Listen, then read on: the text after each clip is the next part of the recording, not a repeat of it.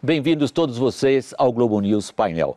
Você que está nos acompanhando, você se considera uma pessoa de esquerda ou de direita? Existe isso no Brasil, direita e esquerda? Afinal de contas, o que é direita, o que é esquerda? O que são as vertentes ideológicas na política brasileira ou existe só uma? 3 são os nossos convidados, como sempre, aqui no estúdio da Globo News de São Paulo, para discutir isso, o padrão da política brasileira. Eu começo a apresentação dos nossos participantes pelo sociólogo Bolívar Lamounier, da Augurium Consultoria. Está conosco Luiz Felipe Pondé, filósofo, professor da PUC aqui de São Paulo e também da FAAP. Luiz Felipe Pondé é também colunista do jornal Folha de São Paulo. E o terceiro participante é um colega meu, é o jornalista Reinaldo Azevedo, colunista da revista Veja, da Folha de São Paulo e também comentarista da rádio Jovem Pan. Neste ponto da apresentação do programa, eu gostaria de dirigir a minha saudação especial a você, o ouvinte da CBN, que nos acompanha todos os sábados à noite. Bolívar, por que as pessoas no Brasil têm essa dificuldade em admitir eventualmente que sejam de direita? É um país onde todo mundo se considera de centro-esquerda? Ou isso é uma máscara através da qual não se discute política nesse país? As duas coisas, né? De uns 20 ou 30 anos para cá, nós vemos, por um lado, as pessoas, uma hipocrisia geral. Né? O pessoal sabe que pega bem dizer que é de esquerda. Esquerda mundialmente significa, ou significava, pessoas empenhadas em reduzir a pobreza, reduzir desigualdades sociais, um dia criar uma sociedade com menos diferenças. Então isso pega bem. No Brasil, que é um país pobre, muito desigual, a palavra ganhou prestígio. Mas por que você usa a palavra hipocrisia? Hipocrisia porque se você vai, por exemplo, ao Congresso Nacional, onde nós temos de A até Z, você não vai encontrar nenhum direitista. Todos vão dizer que são de centro-esquerda. Agora, é preciso lembrar que há um certo número de partidos, principalmente o PT, que se auto-atribuem o rótulo de esquerda. Por quê? Porque eles querem monopolizar como se só eles tivessem o empenho de melhorar as condições da sociedade. Né? Então, eles se agarram a esse rótulo muito mais do que os outros partidos. Pondé, se alguém chamar você de direita, você se ofende? Não. Eu não me ofendo na medida em que eu entendo que ser de direita significa ser a favor da sociedade de mercado, liberdade de imprensa. Entendo que o modelo de sociedade de mercado foi o único que reduziu a miséria, num certo sentido, no mundo. Conheço história, então eu entendo que a esquerda, na realidade, onde se instalou, como dizia Margaret Thatcher, grama que a esquerda pisou não cresce nunca mais. Agora, acho importante o que vocês conversavam há pouco, porque assim, essa coisa de ser de esquerda é legal, principalmente jantares inteligentes, onde todo mundo é super cabecinha, e ser de direita é ruim. Acho que no Brasil tem uma coisa, além do que dizia o Bolívar, que eu concordo, com essa imagem geral, existe uma coisa específica. A esquerda no Brasil, e o que eu quero dizer por esquerda aqui, um certo setor de agentes da mídia, da imprensa, grande parte da vida acadêmica, certo? Essa é a elite pensante. Então, partidos políticos de um espectro, digamos, do PT para a esquerda, tá? PSOL, PSTU e outros quadros assim. A esquerda conseguiu construir no Brasil uma coisa muito interessante a partir da ditadura, que é o seguinte: primeiro, colar na ditadura a imagem de que a ditadura era uma ditadura a favor da sociedade de mercado, a favor da liberdade de imprensa. E com isso, portanto, se você é identificado como direita no Brasil, acham que você é a favor da tortura, que você estava matando gente inocente. Outra coisa que a esquerda conseguiu, através de uma operação de marketing maravilhoso, é vender a imagem que aqueles indivíduos da esquerda que foram para a guerrilha, para a luta armada e que sofreram, inclusive, por isso enquanto indivíduos, certo? Claro.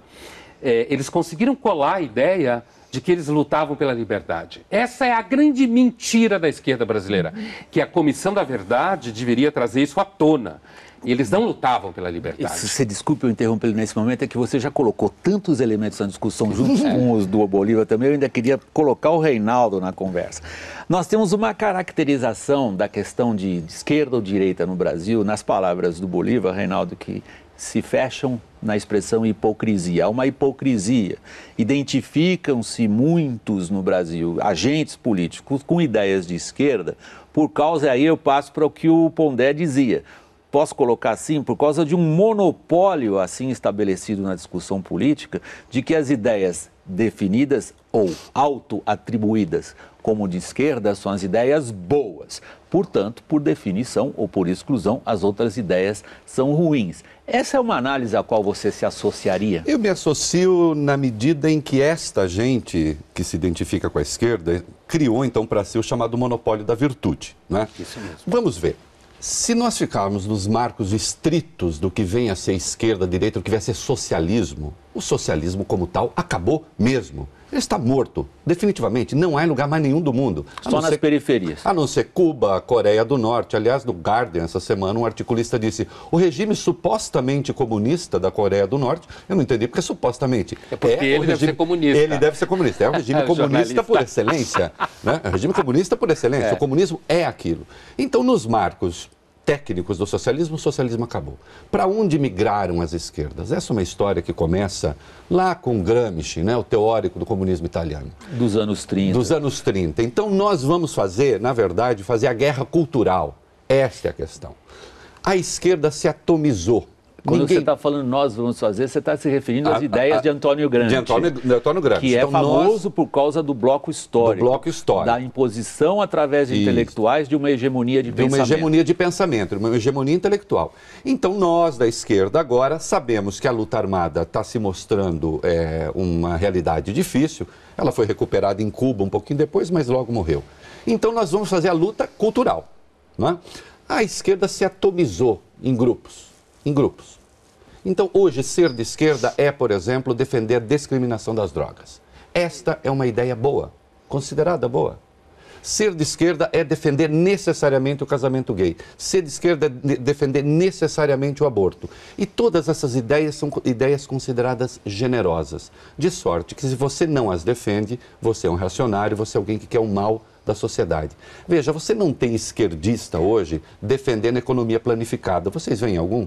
Economia planificada estrito senso? Não, mas de intervenção estatal, sim. Intervenção estatal, sim. Você tem um grau maior ou menor de intervenção estatal, mas veja, William, isso você tem na Europa também. Essa é uma discussão relevante, né? Você tem o Partido Socialista na França, que defende mais Estado, você tem os descendentes do gaullismo que querem menos Estado. Na Alemanha, a democracia cristã um pouco menos Estado. Se juntaram os dois agora, a democracia cristã e a social-democracia num governo de grande coalizão. Né? Exatamente.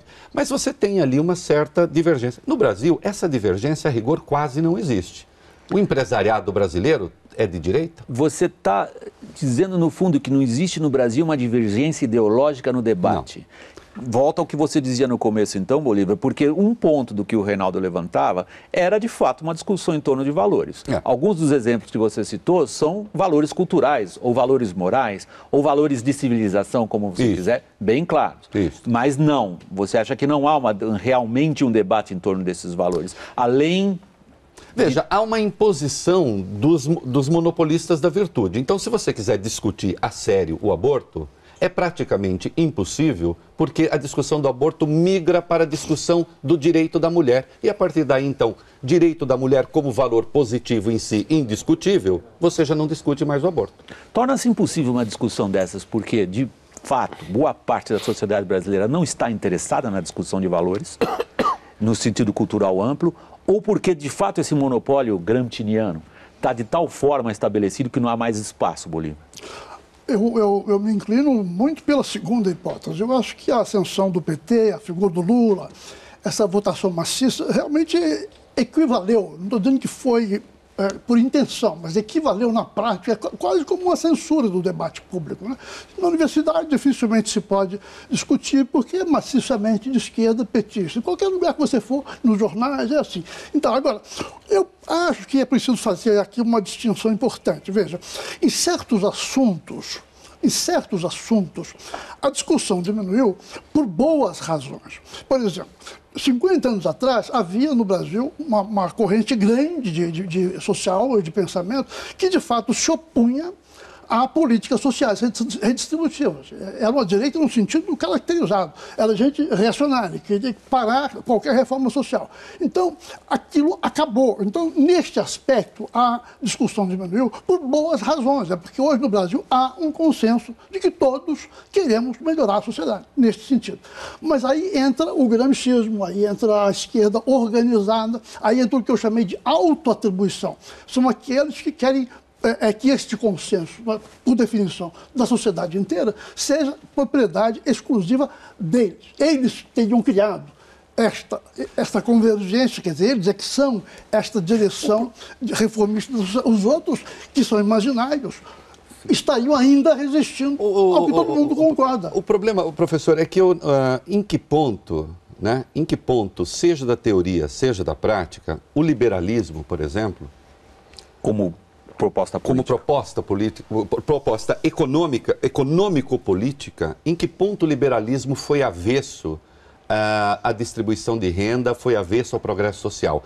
Esta é uma das grandes falácias que está no debate desde sempre e que, infelizmente, o grande Norberto Bobbio ajudou, já no fim da sua trajetória, ajudou a consolidar com aquele seu livrinho, que é Direito, que é Esquerda, equivocadíssimo, porque no fim das contas a síntese é a seguinte: esquerda é a esquerda é toda força que quer justiça social e que luta por justiça social, e direita é a força que luta pela conservação.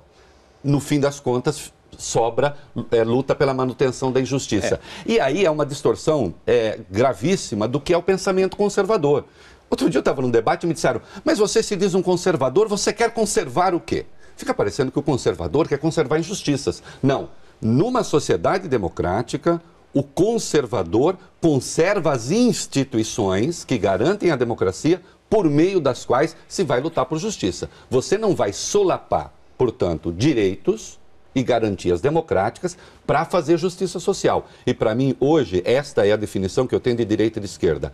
A direita, na democracia, não é? A direita democrática, ela respeita as instituições e quer justiça social igualmente e não entende que solapá-las é positivo, e a esquerda acha que solapando instituições consegue fazer justiça e, portanto, isso é positivo. Pondé, vai lá. Independente do que você quiser dizer, algo que o Reinaldo acabou de dizer me leva a um esforço quase de puxar de novo a análise que vocês fazem do plano mais abrangente, que o que vocês acabaram de fazer foi na definição conceitual, de acordo com a teoria política clássica, do que seriam propostas de esquerda e de direita. Eu estou fazendo esse papel chato de puxar vocês para a realidade brasileira. Por que essa discussão conceitual não ocorre no Brasil? Ou se ocorre pela hipocrisia, pelo monopólio da virtude, a expressão que você usou, ou, como você disse na sua primeira intervenção, Pondé, porque um grupo foi capaz de impor uma visão dos fatos históricos. E eu acho que no Brasil, assim, voltando ao que eu estava dizendo e avançando a partir do que o Reinaldo dizia, é assim, no Brasil houve uma espécie de marketing gramsciano em que os atores intelectuais, seja da mídia, da imprensa, da academia, conseguiram colar em si mesmos a imagem de que eles são do bem quando são de esquerda. Está tudo dominado.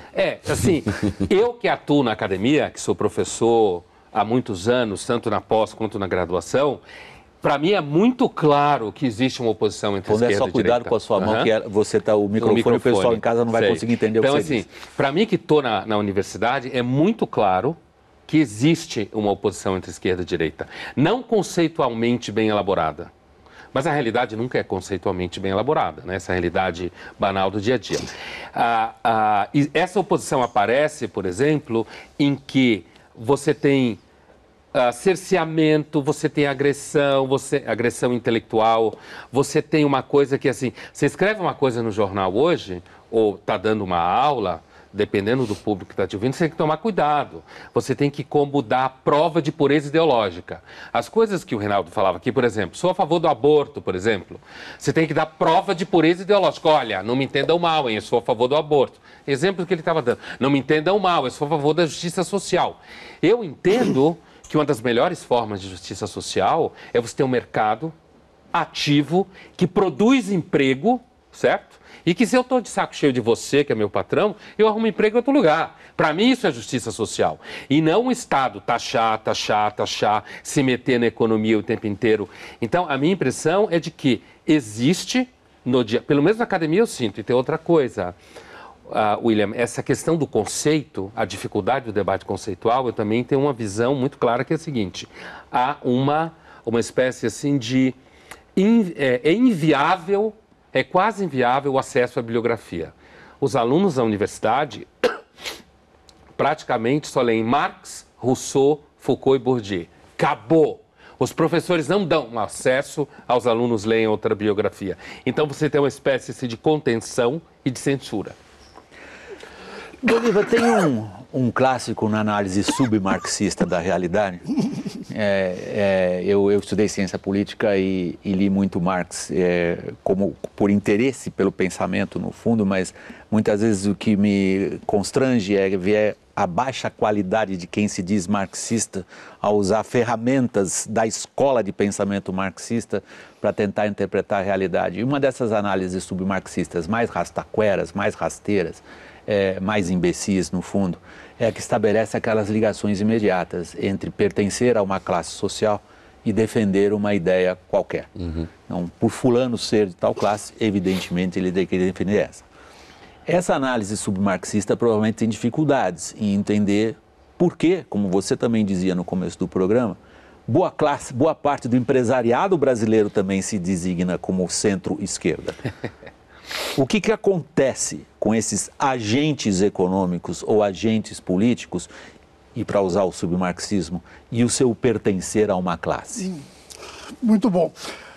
É claro que essa proposição era ruim na origem, não? E foi piorando com o passar do tempo. Cada novo intérprete piorava mais um pouco.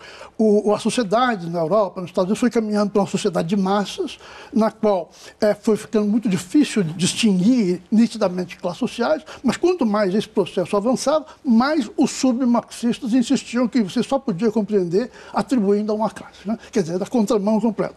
Agora, o ponto central, a meu ver, é que outros teóricos, vamos dizer, o Max Weber, demonstrou por A mais B que se você quer entender a sociedade moderna, se você quer entender política em particular, você tem que olhar para valores, ideias que as pessoas têm na cabeça e você tem que olhar para organizações. Instituições, o clássico do Weber. Mas organizações, porque você veja, os partidos de esquerda no Brasil não servem a ideologias, eles se servem de ideologias, né, para se agarrar ao poder. Por exemplo, o PT se diz socialista. Né? Bom, está no programa. Está no programa. Bom, o socialismo marxista e tal abomina o paternalismo. O PT é absolutamente paternalista. Tanto assim que não investe coisa alguma em educação, que é a grande alavanca, que é melhorar a sociedade pelo Bolsa Família. Se diz democrático, é uma meia-verdade, porque ele é anti-institucional. Qualquer partido de esquerda que se leve a sério, ou meio a sério, é anti-institucional. Por quê? Porque ele tem um objetivo, um destino, que é a sociedade sem classes. No raio que eu parto daqui a 200 anos. Então ele não pode ser a favor. Ele não pode ser a favor das instituições que estão operando aqui hoje, aquilo que o Reinaldo dizia. As instituições são baseadas no critério do funcionamento imediato e da alternância no poder, garantem uma ordem existente. Né? Bom, isso é incompatível com uma escatologia, com uma crença no além da sociedade sem classe. O Partido Socialista característico, ele tem que fazer uma espécie de uma manobra difícil, né? Assim, o terreno é pequeno para esse carrinho funcionar, para manobrar, ele tem que fazer de conta que é pelas instituições atuais, mas sem abrir mão de ser por esse futuro imaginário. Então é tudo, isso é parte do que eu chamo a hipocrisia ideológica. Assim, você tem a hipocrisia individual, a maioria das pessoas né? Mas você tem a hipocrisia partidária, que é o discurso que diz uma meia-verdade, né? Que nunca explicita a outra parte do raciocínio. Agora, Pondé me pediu a palavra, Reinaldo, depois? Não, vai lá. Vai, Pondé. Não, eu só ia acrescentar o seguinte, que assim, eu acho que há uma... quando o Bolívar falava o verdadeiro socialismo, ou teoricamente definido, o partido faria isso e na prática o PT faz outra coisa.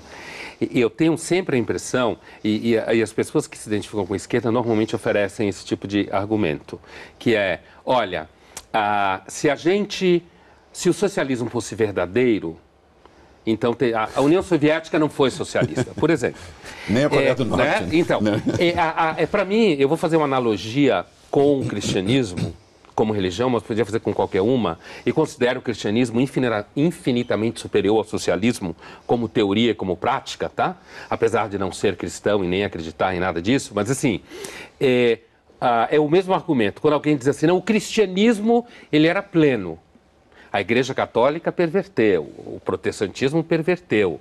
E as pessoas que se identificam com a esquerda normalmente usam esse argumento. Olha, a esquerda, ela na sua definição, teria dado certo, como dizia o Bolívar, lá na frente teria dado certo. Na minha época, eu cobri muito a guerra, não existe. Eu cobri muito a Guerra Fria a partir da Alemanha. Sim. Se chamava o socialismo realmente existente, era o socialismo que não prestava.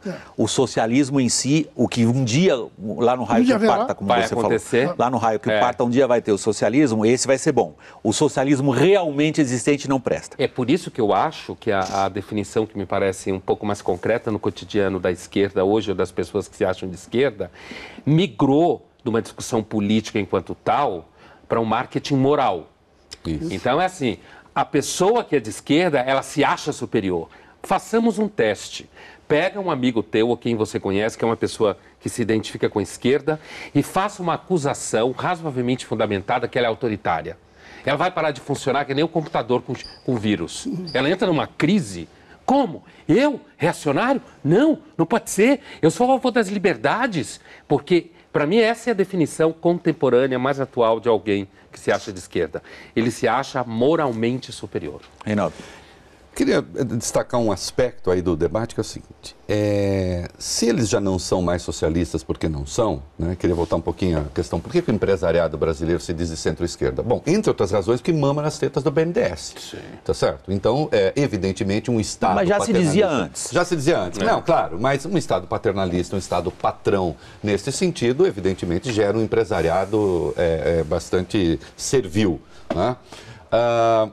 Se essa esquerda ela não defende mais os marcos do socialismo, não quer dizer que politicamente ela não seja herdeira legítima do autoritarismo bolchevique. Sim. Isso ela é. Quer dizer, o PT ainda se concebe, e os seus satélites à extrema esquerda, eles ainda se concebem como partidos únicos, eles se pensam como partidos únicos. Eles têm uma concepção, digamos, evolucionista da sociedade. Não é que você discorda deles porque você tem o direito natural à discordância numa sociedade democrática. Você é atrasado. Sim. E como tal... E mal. E como tal, você tem de ser submetido por mal à reeducação, ou então você será um objeto que vai ser superado pela história, né? E neste sentido, aí eu quero evocar então um texto que me parece definidor, que é a moral deles e a nossa, do Trotsky, do livro Moral e Revolução, em que ele diz, olha, existem um clássico da literatura política. É um clássico da política. E se você for ver, o Gramsci está pensando praticamente a mesma coisa numa outra perspectiva. Gramsci foi perseguido por ser identificado como trotskista. Como trotskista, porque ele está pensando a mesma coisa. Quer dizer, quando ele concebe, o Gramsci pensava o partido que ele chamava do moderno príncipe, não é? O partido é aquele que vai representar a sociedade, ele vai, no fundo, substituir a sociedade. E tudo o que se fizer será feito em benefício ou em prejuízo deste partido, né? Reinaldo, desculpe eu te interromper nesse momento, é que nós estamos chegando ao final do primeiro bloco. Você concluiu nessa frase? A gente retoma a discussão. Eu quero lembrar que o Trotsky dizia o seguinte, para a nossa moral, certas coisas são permitidas, matar, roubar, o que for. Aí ele disse, mas tudo é permitido? Perguntaria o farisaico. Ele disse, tudo, desde que seja para fortalecer o partido. Vamos ver por que não há um partido de direita no Brasil, quando a gente retomar a discussão no próximo bloco. Bem-vindos vocês de volta ao Globo News Painel. Vocês pensaram durante o primeiro bloco se vocês se consideram, você que nos acompanha, uma pessoa de esquerda ou uma pessoa de direita? Essa é a discussão do Globo News Painel nessa edição pós-natalina e anterior ao ano de 2014. Como a gente costuma fazer aqui no painel, nós deixamos uma pergunta no ar ao final do primeiro bloco, com a qual a gente reinicia o programa nesse instante, Bolívar. Por que não há um partido no Brasil, ou um agrupamento político até, vamos ampliar um pouquinho mais, que defenda ideias de direita? Por duas razões, a meu ver, bem claras, né? A primeira é que nós sempre tivemos uma máquina de Estado que é uma máquina econômica, não é? É o que nós chamamos do patrimonialismo, é uma super máquina burocrática que é o grande agente econômico do Brasil e que trabalha para que o setor privado se mantenha fraco, não é? O setor privado, simbioticamente, gostou dessa ideia, não é? E resolveu mamar nas tetas do Estado, como dizia o filósofo Delfim Neto, não é verdade?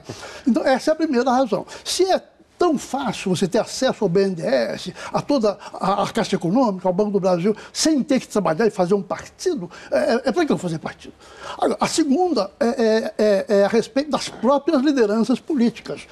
Se tem 30 partidos no Brasil, eu posso escolher qualquer um, né? Os pequenos, desde que você tenha uns 50, 100 mil votos garantidos, te dão tranquilamente a legenda. Para que alguém vai fazer um partido se essa coisa horrorosa, se essa gelatina assegura as oportunidades de entrada no sistema? Você percebe o que eu estou dizendo? Não há, na verdade, nem no setor econômico, empresarial, nem na classe política, um pouco de discernimento que fazer um partido com a identidade real, com a identidade séria, é um valor importante. Não. Como o PT é. O PT é o único partido nesse sentido que tem um valor, qualquer que seja. Tinha no início, tinha no início. Ou pelo menos diz defender um valor. Diz.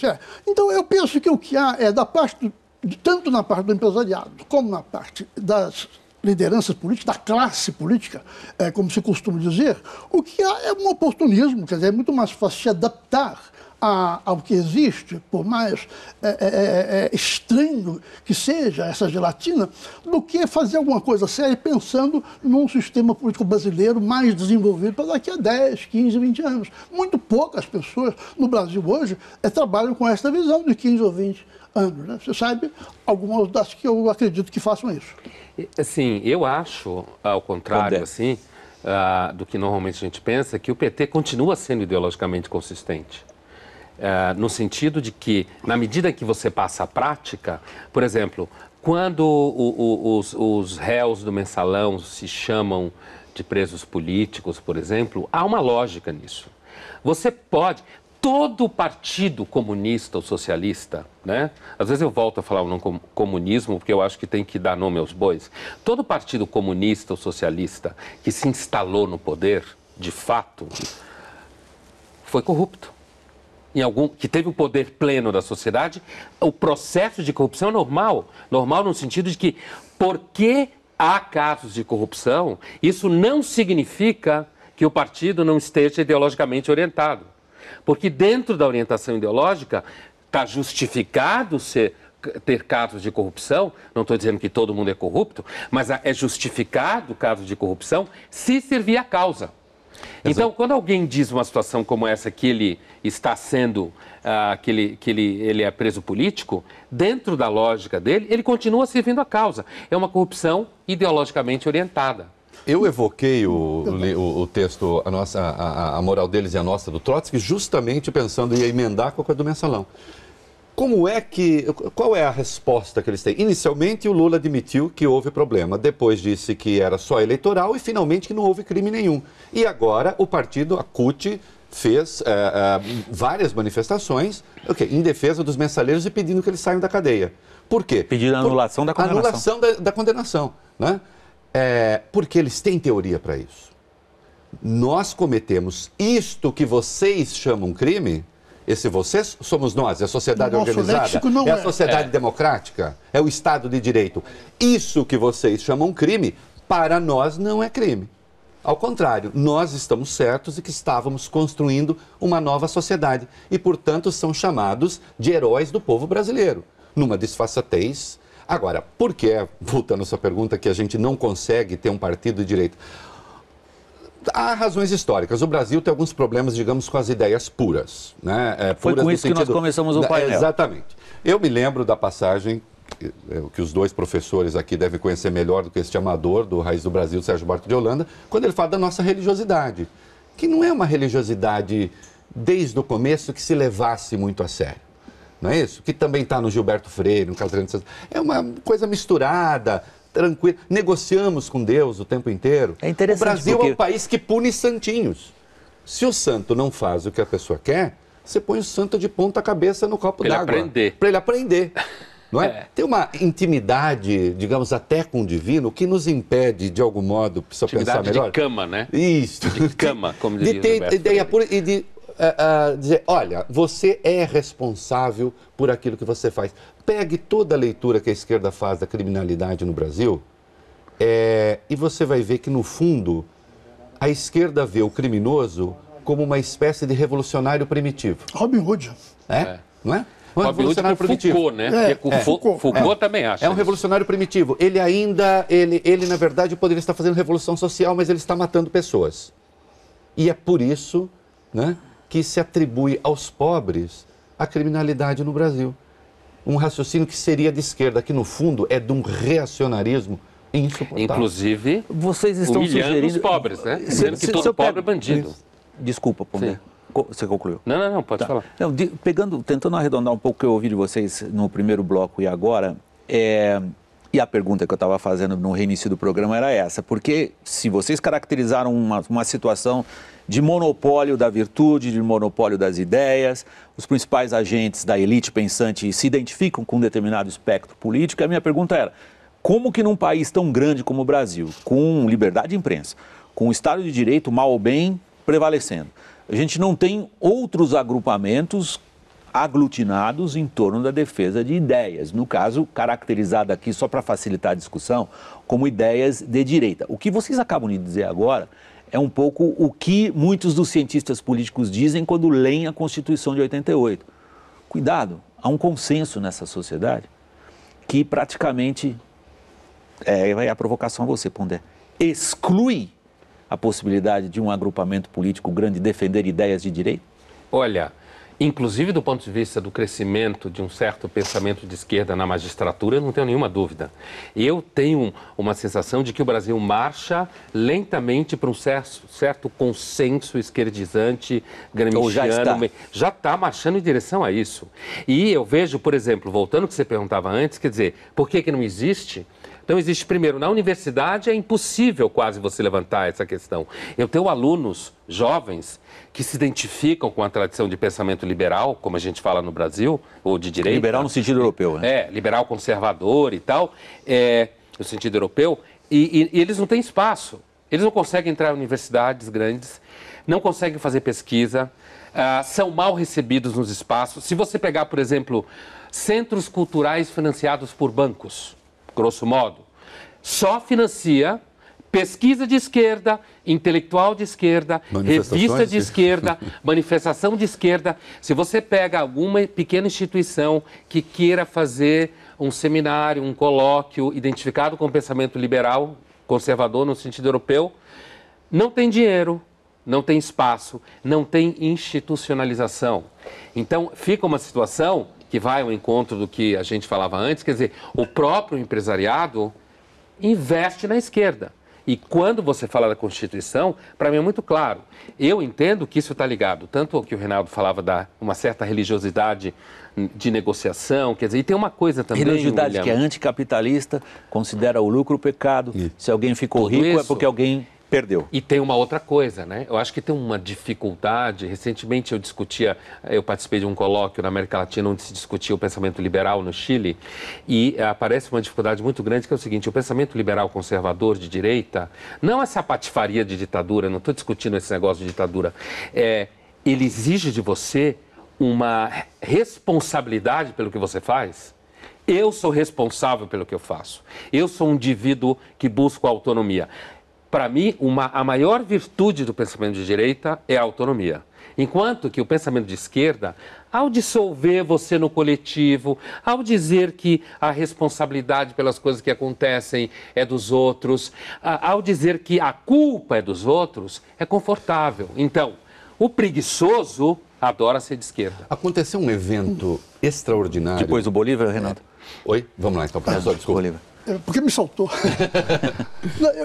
eu justamente queria retomar, eu acho que à luz do que você acaba de falar é oportuno, aquela apresentação sua sobre como a esquerda grudou em quem não se identificava como esquerda uma suposta identificação com o período da ditadura militar. Não é? A direita ficou identificada com a ditadura. Exatamente. Então, e assim, então, se inviabilizou praticamente a possibilidade de uma direita liberal moderna, porque ficou tudo grudado no período militar. Não é? Eu penso, William, que na medida em que nós discutimos essa questão sem nos alertarmos para este fato, nós acabamos levando água ao moinho de quem quer fazer essa geleia geral. Porque o problema, veja bem, esquerda-direita fazia um sentido considerável na Europa quando direita era fascismo, esquerda era comunismo.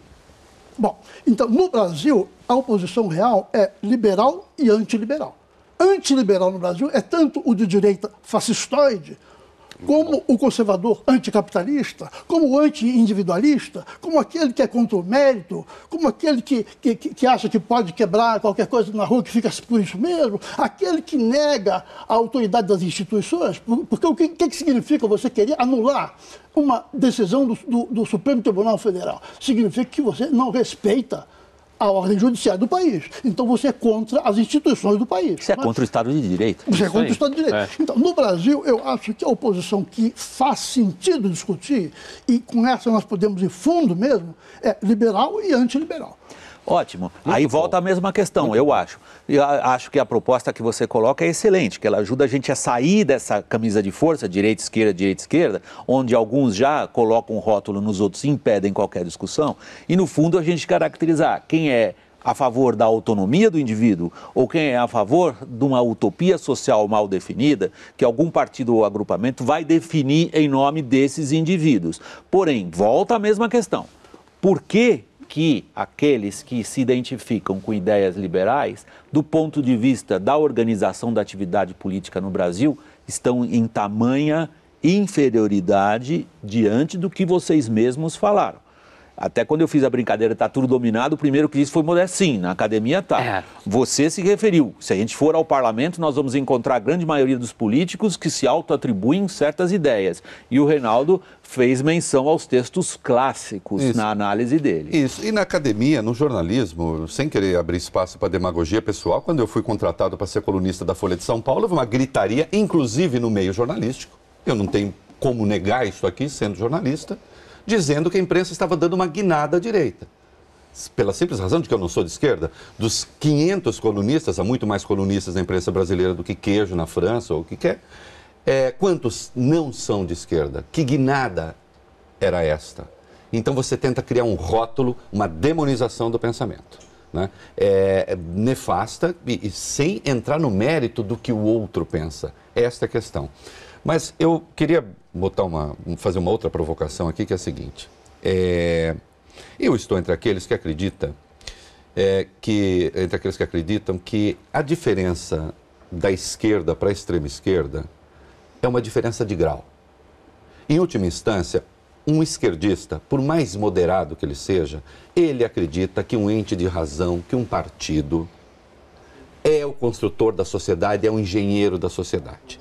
Se vai fazer isso com mais velocidade ou menos, se vai impor as suas medidas com mais brutalidade ou menos, aí as circunstâncias políticas determinam. Então, entre a extrema esquerda e um esquerdista suave, a diferença, no meu entendimento, é de grau. Entre a direita liberal e a direita fascista, a diferença é de essência, não é de grau. É outra coisa, é a outra face da moeda. Se eu sou da direita liberal, eu defendo necessariamente um regime que se estabelece por meio de eleições, por meio de partidos, por meio de instituições. Eu defendo necessariamente o indivíduo. Como é que eu, da direita liberal, que defendo o indivíduo, posso ser um fascista, como nos atribuem? Fascistas? Se o fascismo significa o poder do Estado. O fascismo e o comunismo não se trata aqui de fazer ligeirezas, mas são co-irmãos. A diferença é que um atribui ao partido e o outro ao Estado. Lenin e Mussolini se admiravam mutuamente. Não é? Como é que diz o companheiro Lenin, né? Uma revolução sem pelotão de fuzilamento não faz sentido? Bom, eu não quero abrir uma linha de discussão no painel, porque a gente ia começar um outro programa. esse aqui está chegando já no terço final. A gente precisa tomar, talvez, aí em consideração também o espectro político europeu, Reinaldo.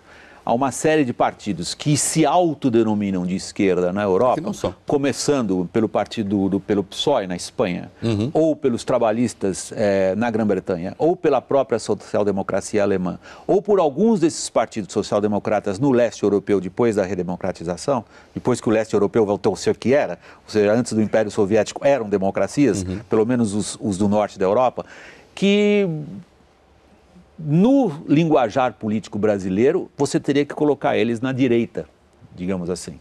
Tá. Não são partidos são partidos que, em outras palavras, abdicaram das ideias trotskistas ou gramscianas. E apenas como parênteses, porque eu fui correspondente tantos anos na Europa, e quando vejo de novo a social-democracia alemã, que tem essa característica tão forte no apoio a sindicatos, sobretudo.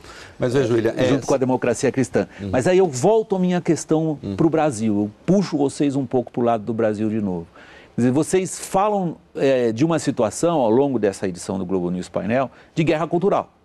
É essa a definição, eu acho. Nessa guerra cultural parece que tem um lado infinitamente mais forte que o outro. Está acabando de começar, e é por isso que eles começando, você acha? Ou está terminando? É assim, quando o Reinaldo fala da guinada direita, da mídia, da imprensa, porque o que caracteriza a esquerda no debate cultural é que ela não tolera a diferença. Isso. Apesar de falar de diferença o tempo inteiro.